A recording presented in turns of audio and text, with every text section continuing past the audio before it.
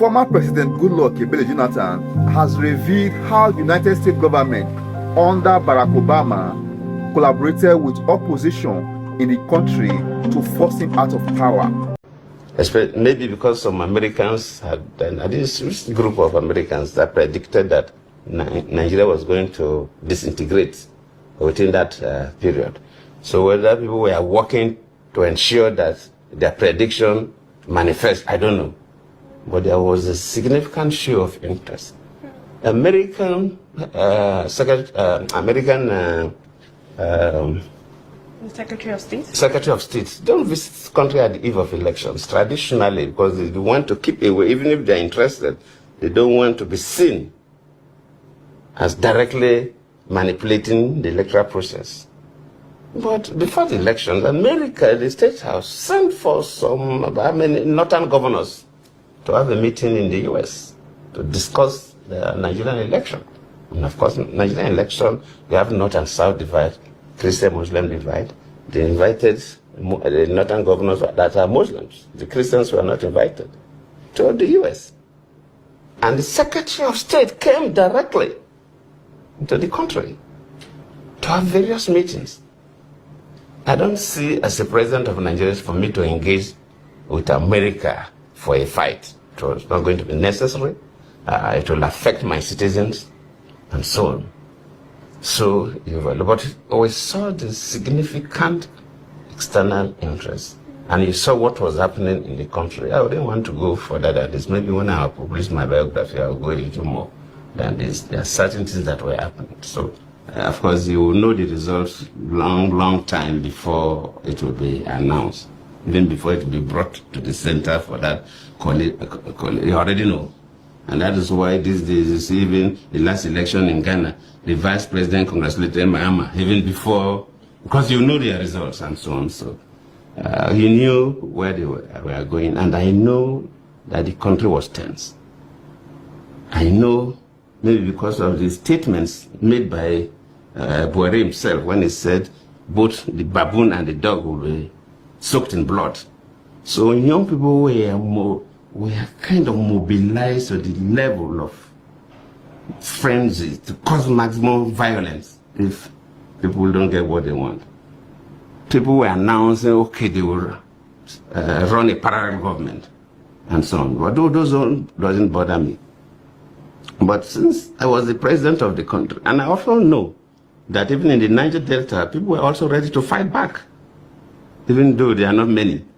But I know they could cause maximum damage, because if the Niger Delta people are going to fight, instead of fight, they will not fight human beings, they will fight oil installations.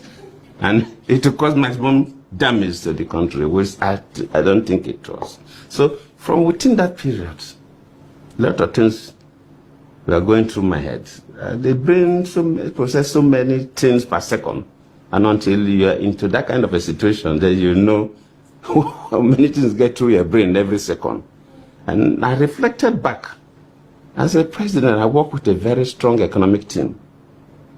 People like Ngozi, who was the finance minister and the coordinating minister of the economy, Aganga, who was the trade and investment minister, the Dr. who was doing very well in agriculture. So we have done very well.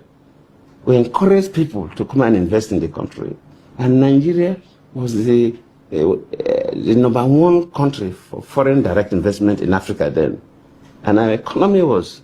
So when I have encouraged people, in most cases when Aganga make arrangements, when we travel, I used to address investors before I hand over to him. So my face was seen as the face driving the economy of the country. And I looked through that if we have maximum crisis, all these people that have encouraged to come and invest in Nigeria, they will lose their money and so on. Besides the fact that people will die. In fact, I had in a good authority how so many houses in Abuja would have been burnt if things have gone a particular way. But even if I had won the election genuinely, yes, I had no problem. But since they manipulated the process and they are announcing figures that I was the president of the country, I'm not the one to doubt the results of INEC that appointed the people. So it will look silly for me because I appointed the people. So I said, well, it is my fault. So I will not want the country and investors to suffer. Wow. So the best thing to do was for me to announce the result, not to allow INEC to announce the result. Because if I allow INEC to announce the result, the over-jubilation, they could do havoc to some parts. So while waiting, I announced the results. That was why I made that phone call. It was to announce the result, even though they were still collating.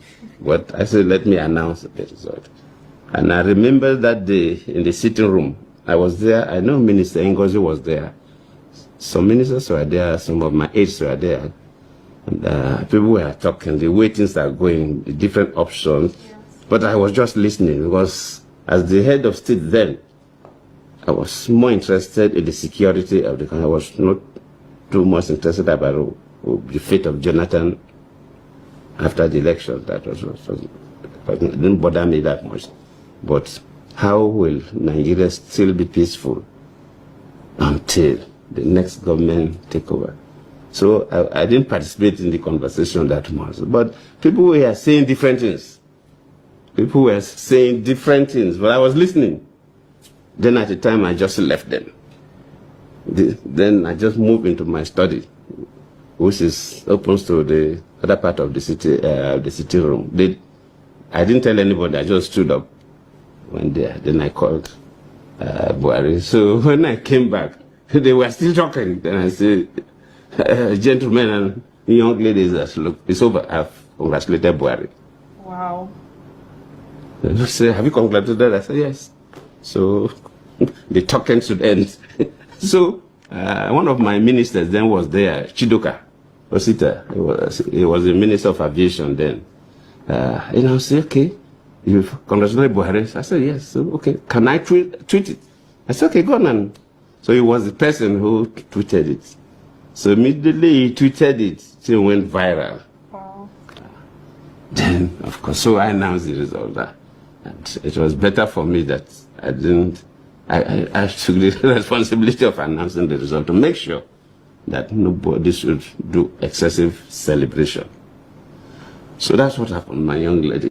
In this video, he revealed everything that happened and how the US government invited the northern governors to a meeting and collaborated and contributed financially to see that he was removed from office.